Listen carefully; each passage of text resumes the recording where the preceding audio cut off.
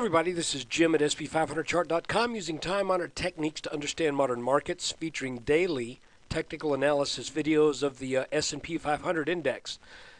I just want to remind you that the website and this video are for educational purposes only. Nothing stated at the site or in this video is intended to be used as investment advice. I can draw lines on charts, but you have to draw your own conclusions from your own research and make investment decisions that are suitable for your personal financial situation. I am not a licensed financial professional. I'm just a guy who draws lines on charts. And today is a lesson in wedges.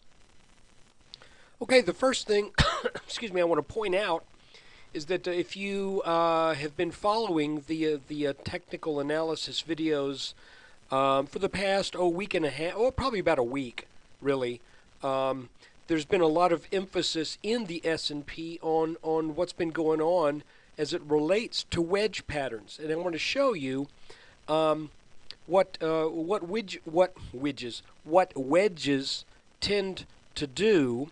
And the market is currently down a little bit more than 2% after having been down as much as 2.6 or something like that.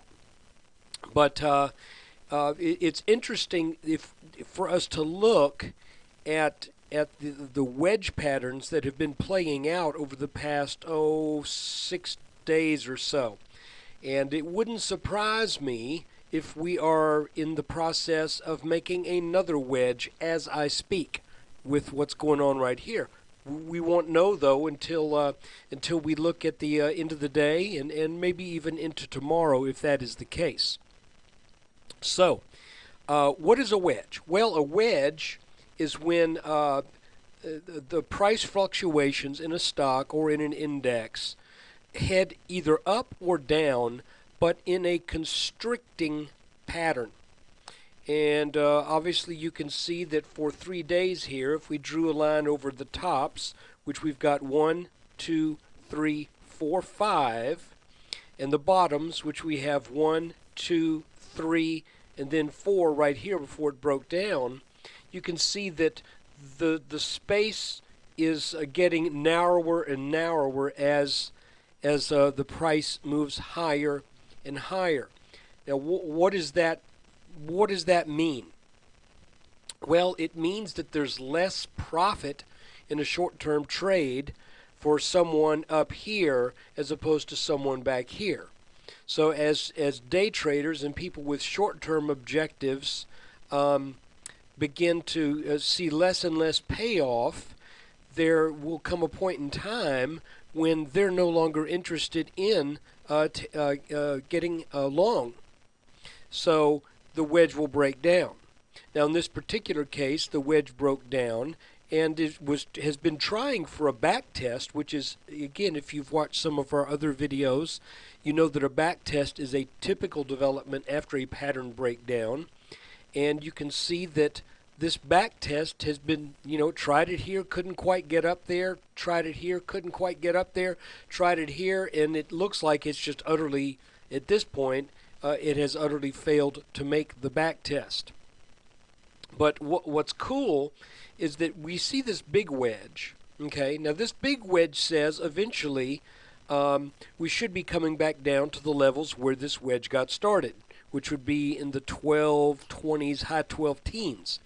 That's kind of a built-in implication to this pattern. By the way, while I'm talking, this is a live chart. And let's, just for the heck of it, see if the S&P can get over this orange line right here. That orange line was resistance back on the end of the 4th, and on the 7th it was support yesterday. Let's see what happens today. I think this may be resistance, or this line right here should also be resistance. But let's see. So what's cool is we've got this large wedge pattern, but then we also have a very nice set of small wedges that really teach us the kind of moves that we can expect out of a wedge pattern.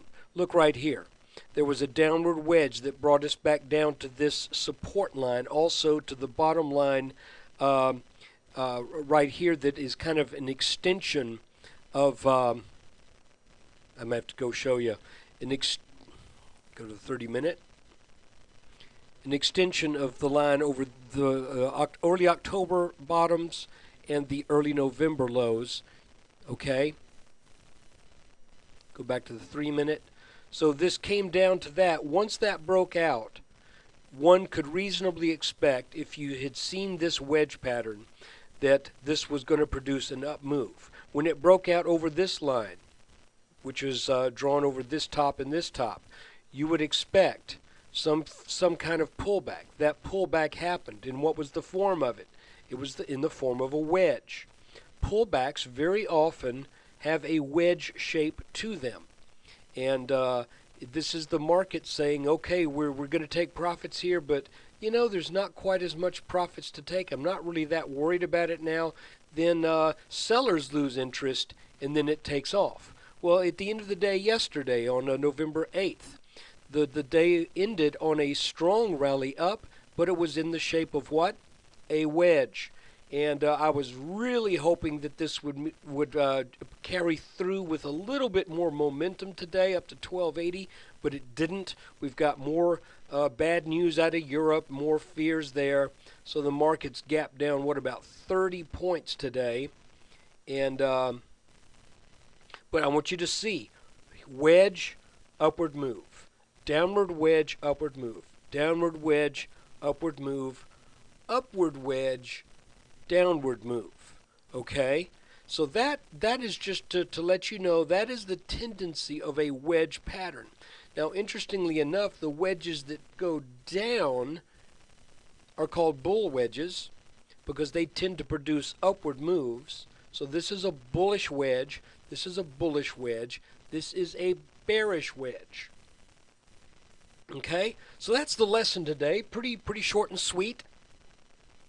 And appropriately to the point with what's going on in the markets today. Look, if you enjoy this kind of analysis and you can spare buying me a cup of coffee every day at a fast food restaurant, in other words, about $1 a day, you can subscribe to sp500chart.com and get an end-of-the-day S&P analysis every day with 95%. What will I say? I mean, there's going to be a one day a month when for some reason I can't get it done. But my goal is to get these out whenever at all possible. And I'm going to shoot for that 95% mark. I'm probably doing better than that over the past year, but still I think that's reasonable. So if you're interested in this kind of analysis, check it out, sp500chart.com. You can subscribe for $19.95 per month, or $189.95 per year, and the proceeds all go to me. No, that's true. But I really enjoy charting, and I think if you spend a little time with this, you'll start to get to where you can pick up on these patterns yourself. And that's the goal, not for you to follow my advice, but for you to learn from these patterns, and then you begin to incorporate them into your due diligence and research. Every subscription starts off with a $4.95 2-week trial. So it's little risk and a lot to gain. Thanks for watching.